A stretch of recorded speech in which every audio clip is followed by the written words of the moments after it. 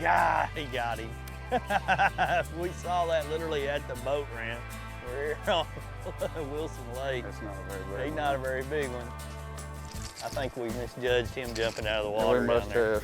But he's still a fish. It's a start. Top water. I mean, we're like right here at one of the boat ramps on Wilson. We're gonna go out, mix it up, top water, probably throw Carolina rig, might crank a little.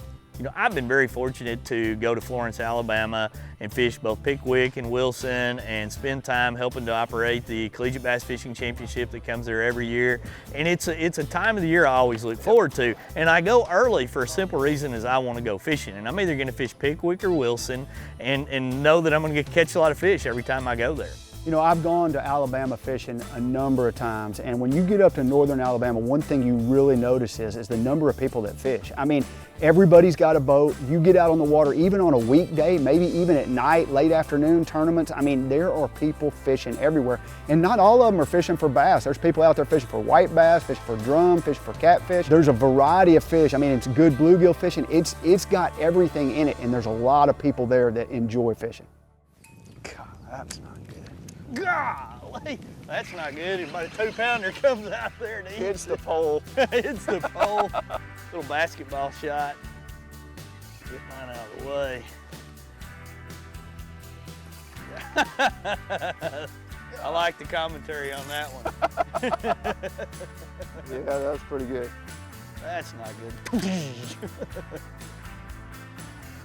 You know, the cool thing is when there's two of us fishing like this, you know, we can throw different baits. I'm throwing a walking bait. This is a Strike King Sexy Dog. Wade's throwing a popper. And, you know, you just never know which bait's gonna actually be more effective. One thing that looks like what we're seeing is there's a lot of fry right now. And, you know, you can just see them. There's little bitty fry. And usually those are shad fry. Sometimes in May you'll have the shad spawn. Sometimes you'll just have shad fry. But those shad fry, those fish will be up, there'll be brim feeding on them, the fish come in for the brim, and it may be a good day. I've been able to fish Wilson now a couple of times, and the year before, actually, Clark and I had half a day that we went out and we fished shallow. We flipped, you know, emergent cover that was coming out. We were flipping, throwing top waters, and caught a lot of fish. And so we're kind of in the mindset, well, we'll go start off and we'll probably do something similar. And we started off running down the bank, throwing top waters in and around docks, along points and stuff, and started catching fish, you know, fairly immediately, most of them very small. And, you know, we're just kind of going along, and honestly, at this point, we're kind of going through the motions. There wasn't anything special about the moment, wasn't anything unique going on. And we just kind of had that feeling, and this is something that I really like to do. Let's go do something different. Let's go try an area that we've never fished on this lake before.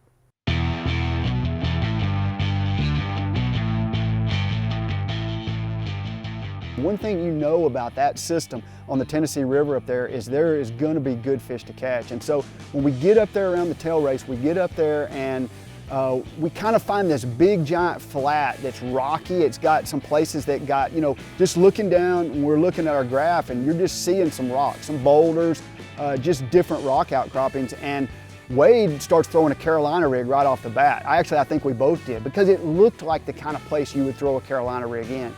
And it wasn't 3-4 casts in, he goes, hey, I got a bite. And he sets the hook. There's a bite. Got him. Big smallmouth. That's cool. Big smallmouth. Oh, son. Son, that is so fun. That's awesome. We both love catching those big brown ones. And he's dogging it too. Oh, Yeah, baby. you're just thinking, don't break me off. Baby. Oh, it's a big largemouth. That's a big one too. That's a big large. When I saw him jump, I thought surely that's a big brown one. It's almost the same spot, waypoint wise, of the other one. We might have to Woo, get a that's a picture good of that one. That's a big one. Nice. Let's grab a picture real quick.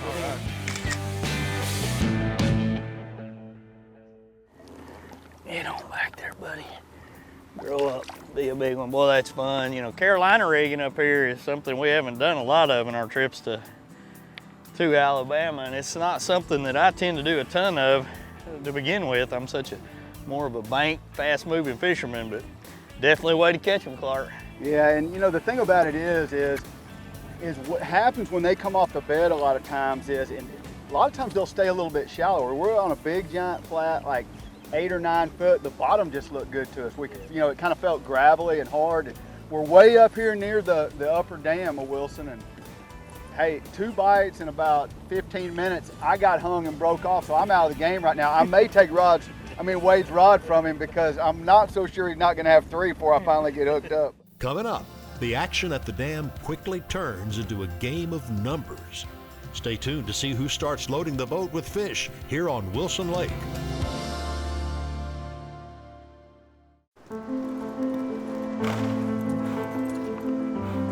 It's in our stomping grounds and our playground.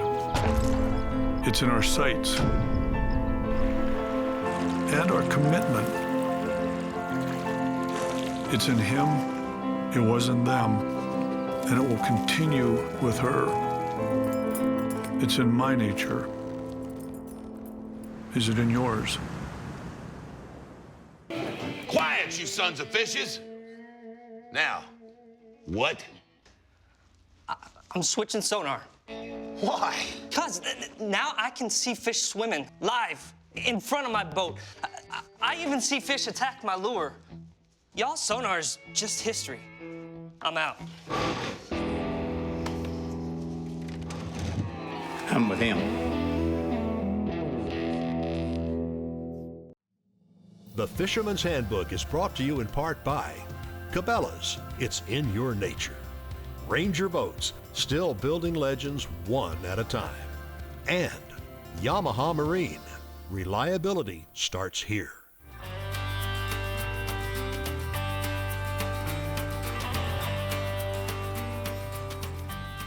Is that a smallmouth? No, it's a largemouth.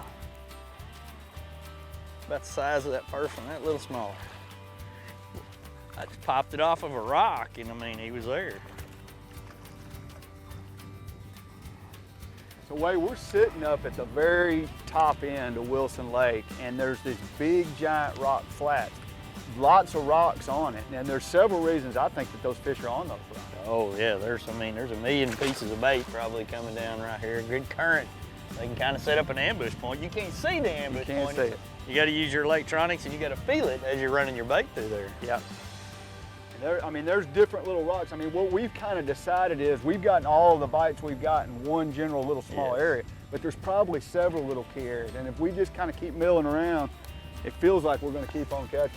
You can see that there's a few little depth changes on the electronics, and that, you know, this looks like an area that, you know, a guy would go maybe crank, throw a Carolina rig, maybe a spoon, you know, lots of different things. The bottom's kind of jagged. Hopefully there's some fish down there set up, and we're kind of drifting along in this area, randomly fishing. And you know, when I'm doing that, I tend to try to get almost a little more reaction bite. And while I'm throwing a Carolina rig, and most people talk about dragging it, I'm kind of hopping it through the rocks. I can see on my depth finder everything looks jagged, and I'm thinking in my mind, when I hit a rock and can feel something, if I can pop it off, maybe a fish will react to it. And sure enough, it didn't take long, and bam, a couple of pretty good bites. Case in point. Yeah, that's a good one. That's a good one. Such a funny how you have to, every retrieve is different though. You know, we talk about just finding what's going to trigger that bite. That's a nice one. I like that. I love seeing those black spots. Something about on them those like spots. That. Yeah, that's just so cool, man. It's like he had a little hair dye. He got a little blonde streak in him. He's got a little black in him. Let him go. That's so fun. I tried to back us off, keep that line. I'm getting my butt whooped right now by Carolina Rig Master. I got nothing to say, because if you say anything, you wake the sleeping giant, poke the bear, and then he comes out and he catches 612 fish. So the key when you're fishing with Clark is don't talk about you got him down. You know, styles and strategies out there. I mean, Carolina rigging and hopping the bait, you know, you get in tune with things sometimes and it triggers a bite. And sometimes you don't even really know you may be doing some of that. And then you start repetitively doing it and you're getting bites and another guy's not. And it's not luck in that situation. It's being able to dial that in. It's being able to study the sweet spots. You know, I'm dropping waypoints when I catch a fish. I'm studying the lines that we continually go over on our mapping to try to get back on that same track. All of our fish bites pretty much came within one certain area.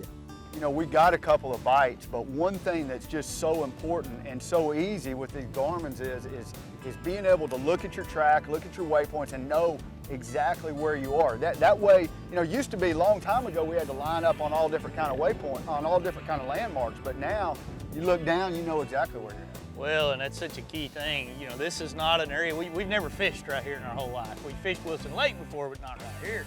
And, you know, so we don't have the landmarks. We don't have the comfort zone of actually knowing where everything is. So we got bite number 1, we threw a waypoint. That's 216. Bite number 2 was 217, and then we threw 218 when we got over a bunch of broken stuff. And when you start to do that, you can dissect all that information and really know what you're looking at, how to find new lines, and get some bites.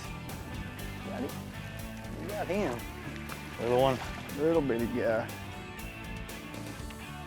But hey, He's a man. At least I got one. Sitting here watching you catch the video. I wasn't gonna say anything. I know better. Okay. I know better. Tides have been turned in the past before. Yes, they have.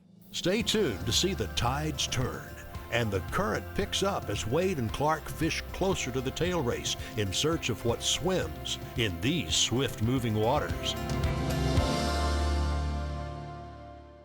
For 50 years, Ranger has led the way in innovative, high-performance designs, and we're raising the bar again with a bold new flagship line, the Ranger Z Comanche L Series. These rigs are custom crafted with a passion for perfection and loaded with more features and advantages to deliver domination at every level. The next generation Ranger L Series. Celebrate a legacy 50 years in the making.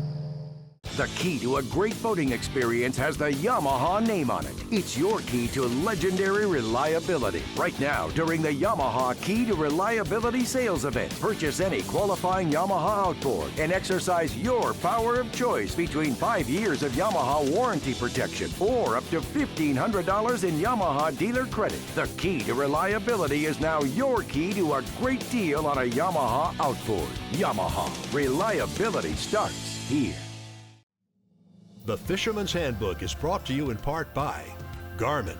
Fight your fish, not your fish finder. Big Bite Baits, designed to bring the big bite to your line. Sawyer Products, we keep you outdoors. And Engel Coolers, a legend in reliability. It didn't take a long time to where we felt like we had kind of circled that area. We had casted at it from multiple areas. We hadn't got a bite in a while. And honestly, at that point, the pull of the current was more than we could overcome. We knew we wanted to go do it. We knew we wanted to try it. So we just started idling that way. And to say intimidation, it's definitely intimidating the first time you pull up to a dam like that that's letting all the water out. But you see all these guys in the little bitty John boats out there tied up to it and the current, and you see boats coming back and forth and they're all doing it, So why not get right in the middle of them and just go fishing? We get up there right on the edge of that. We're kind of in a little slackwater place. And when you think about fishing current, you realize that bass are gonna make it easy on themselves. They wanna get right off of the current, but where they can feed for whatever the current's sweeping by. And we get there and we immediately throw in a deep diving crankbait, we start getting bites. But they're not bass, they're big giant drum. Oh, got it. Golly, yeah. I'll take the trolling motor. I mean, you're just strolling out of there. I think this may be spinning. Not as big as what you had a while ago. Well, it's gotta be a catfish. Drum. Big drum. Oh, I got one too. Got him. I'm good.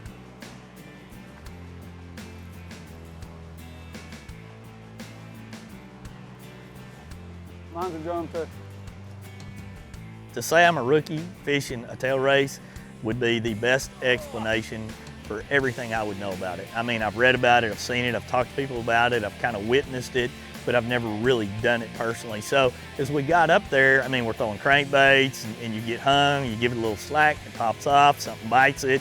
Might be a largemouth, might be a smallmouth, might be a white bass, might be a giant drum, might be a catfish. I mean, there's all kinds of different species that live there. So it's alive when there's that current. And every time they blow that horn and more current comes out, it just seems like more and more fish show up ready to bite. It may be a different kind of fish because it's actually fighting. Nah, I think it's a drum. I think it is. Yep.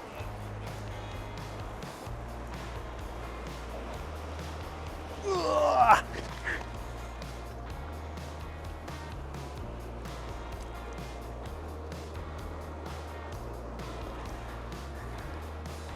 Feels like we're redfish fishing.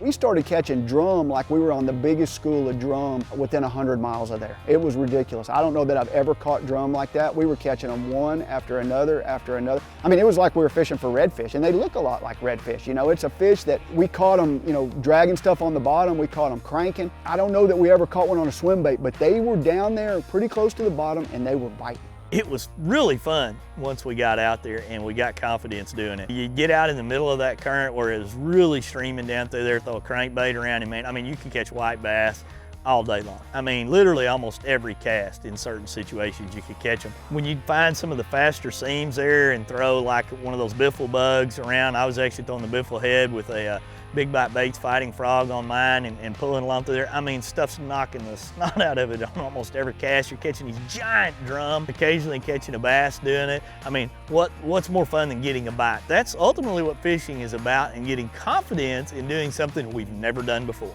Listen, I'm a bass fisherman, but I can have fun catching them every cast like that.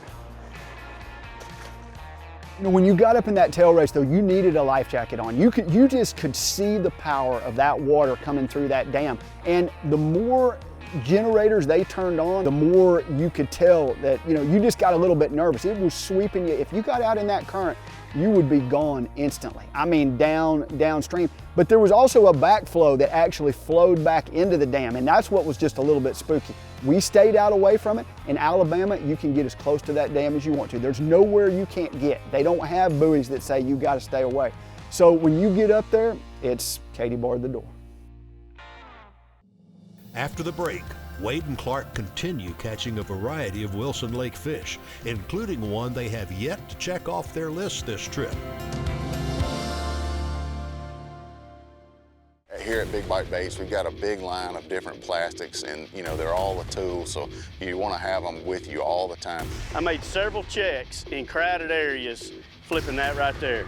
Just a 6-inch Big Bite creek-tail worm. Here at Big Bite, we came out with 4 brand new colors this year. All 4 of these colors are going to be great fish catching baits. Definitely my #1 go-to bait that Big Bite has out right now is the Big Bite Battle Bug. Big Bite is leading the way when it comes to innovation and colors. When I talk about Sunline, I think of one word: confidence. Sunline FX2 is what I use for all of my frogging and flipping. SX1 braid, which braid plays a big part in fishing line. Shooter, I'm going to use in those close quarter deals like flipping and pitching. One of my favorite techniques in fishing the tournament trail is to fish offshore ledges. We have taken the questions out of the equation. Take my word for it. It works. It works, dude. The Fisherman's Handbook is brought to you in part by Gill Technical Fishing Gear, Power Pole Shallow Water Anchor, swift, silent, secure, and Spro Sports Professionals. The thing about Alabama, people love the fish. They're everywhere. You got them tied up to the dam, you've got them in pontoon boats, you've got them in big boats, little boats, and they're drifting back and forth, and who knows what all they're catching. So, you know, you kind of get in there and you look at this current and you digest it and you think about it in your mind, well, there's a point, there's a seam, there's some slack area, and you just start throwing baits out there. I mean, and see what's gonna happen. And let me tell you, it doesn't take long for something to tug on your line when you're in that current. We're just getting out. There's a lot of current and we're catching a lot of different species of fish, but it's the only way you really figure out, you know, maybe where a bass would be. You know you're going to catch all different kinds of fish, but white bass. You know, at one point when we slipped back up there, we caught a bunch of white bass, and something just told me to pick up a swim bait. I pick up a swim bait. Wade's like, hey, why are you throwing that swim bait? And, you know, because we didn't have any idea we could catch a fish on it. And actually my very first cast, I caught a fish on it. Smallmouth, he jumped. I'm always amazed at the mind of a fisherman and how you reach down and grab a rod, or why you reach down and grab a rod, or why you pick up a different bait. So what's really happening though is they're turning water on, and as they turn it on, we seem to be getting more and more bites. And you know, we're late in the day and we still haven't caught a big smallmouth yet. And you know, Clark's doing this, he's doing that, and he's constantly experimenting. He reaches down, he grabs a swim bait, fires it out there, bam, first cast, catches one. And that just shows you to keep an open mind, to make some of those little changes out there and see what will happen. And we finally get a big smallmouth. It's about a 3-pounder, that's a nice one. That's awesome. That's cool.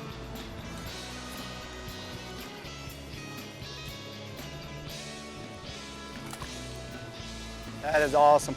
You know, Wade and I both talked about it. We love smallmouth, and that's what we've been hoping for.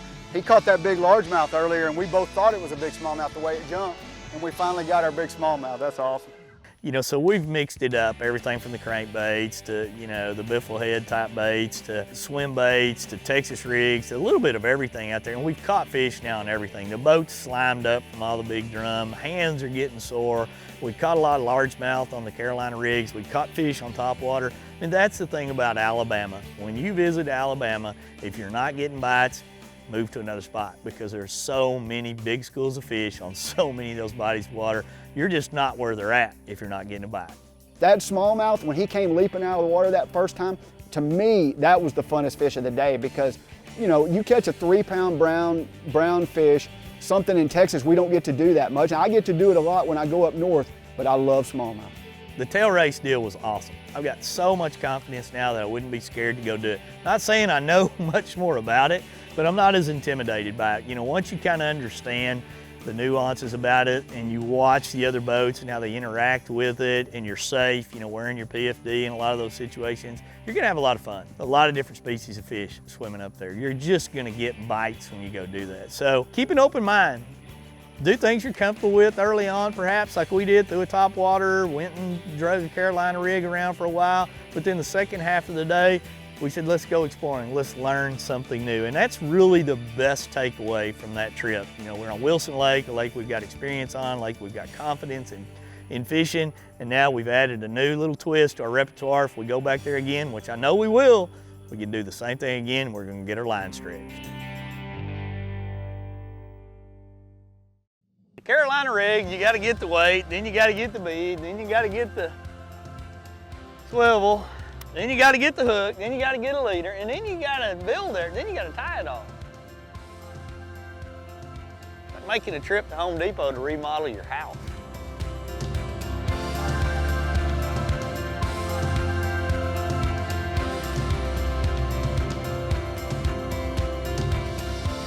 God, it's a big rock. I thought you had a good in there. Oh, man.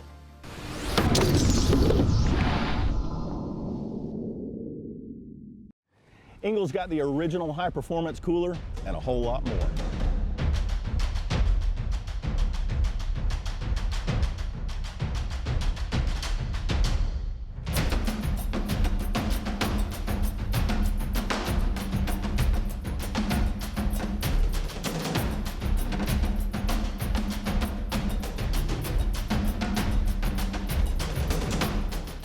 Engel coolers, go with the original. At Sawyer, we use the best technology to make simple products that keep you going regardless of your journey. So whether you're boating, hiking, fishing, camping, or hunting, we keep you outdoors with a full lineup of products to both protect you and make the outdoors more enjoyable. Sawyer, we keep you outdoors. Many said that we were just obsessed when we started, that there had to be an easier way to smoke food. As time passed, the Bradley family created a lineup of Bradley electric smokers that has made it easier for the novice or even expert chef to get perfect results every time they use it. Grab yourself a Bradley smoker and take your cooking to an all-new level. From the makers of Bubba Blade comes the Bubba Blade Fishing Pliers. No matter where you're headed to fish, this tool will become an integral part of your tackle box for many years to come. They feature our patented no-slip grip handles, just like our Bubba Blade knives, ensuring that this tool will stay firmly anchored in your hand. In addition to the handles, these pliers feature a super tough cobalt cutter and convenient split shot and leader sleeve crimping cutouts. The ultimate in control, strength, and durability. Bubba Blade. Hobie's Mirage Drive kayaks set the standard for fun on the water. Whether your passion is fishing, sailing, or recreational adventure, Hobie's got a kayak for you. Hobie's Mirage Drive mimics nature's proven designs for efficient and powerful propulsion and enhances your kayaking experience. Mirage Power, Mirage Performance, Mirage Drive. Hobie, enjoy the ride.